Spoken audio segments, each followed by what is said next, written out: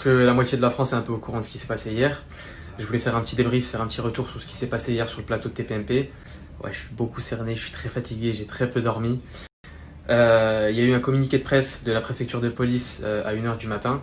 Je vais pas trop m'étaler dessus. Moi, je comprends juste pas pourquoi c'est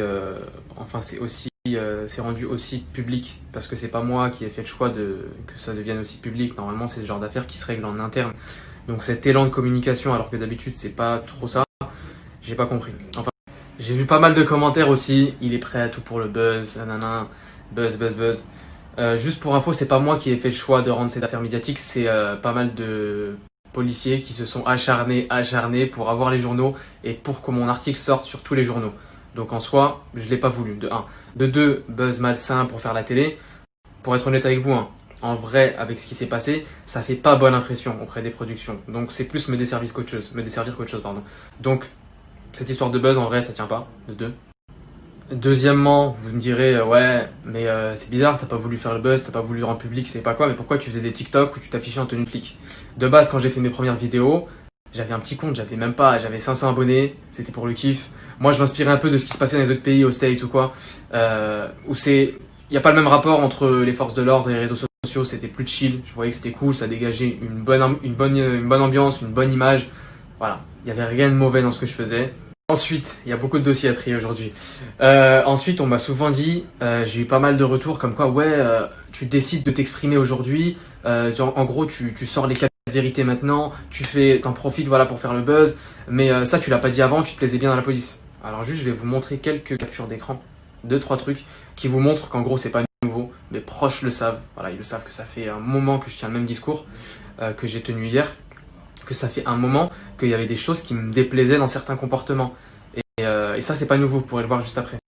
Enfin bref, moi dans tout ça, ce que je trouve le plus aberrant, c'est qu'on me reproche de m'exposer publiquement, alors que la préfecture fait exactement la même chose, voire pire, en faisant un communiqué de presse à 1h du matin sur Twitter.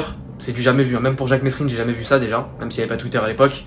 Mais on me reproche ça dans un communiqué de presse à 1h, mais genre direct réaction, pour dire... Ouais, lui on le pointe du doigt, il a fait ça, il a des antécédents judiciaires. Enfin, moi ça me choque. Et ce qui me choque le plus, c'est que normalement ça c'est des informations confidentielles, c'est censé se régler en interne. Comme on l'entend si bien à chaque fois, les bavures, tout ça, tout se règle en interne. Donc là, j'ai pas vraiment compris pourquoi. Alors ouais, j'ai fait des erreurs, on a tous fait des erreurs, j'ai fait des erreurs, je les ai reconnues.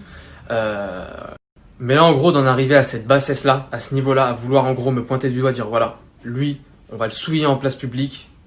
Moi, de ce que j'interprète pour moi, c'est que l'acharnement et le harcèlement, ils continuent en fait. En bref, je vous donne juste ça à titre d'exemple, mais après on s'étonne pourquoi la police, la gendarmerie, c'est des corps de métier où il y a plus de personnes qui commettent l'irréparable. Voilà, après c'est à vous de juger en vrai. Pour finir, tout ce que j'ai dit, moi c'était mon expérience personnelle, donc n'en faites pas une généralité et je reprécise, je l'ai bien dit, je parlais de certaines dérives, certains comportements. J'ai pu rencontrer des personnes, mais genre des personnes au max, des personnes top, qui travaillaient bien, qui faisaient bien leur travail et qui étaient adorables. Donc encore une fois, faites pas l'amalgame. N'en faites pas une généralité. En vrai, moi je vous ai parlé de ma propre expérience, je vous ai parlé de ce que j'ai vécu pendant des années, je vous ai parlé de certains comportements et de certaines dérives. Et à aucun moment en vrai j'ai mis tout le monde dans le même sac. Donc faut bien faire le distinguo. Pendant toutes ces années où j'ai vu ces dérives, j'ai aussi vu des comportements de gens qui étaient là au top, des gens qui se comportaient bien, des collègues qui font leur travail à 100%, qui aiment leur taf et qui sont dévoués à 100%.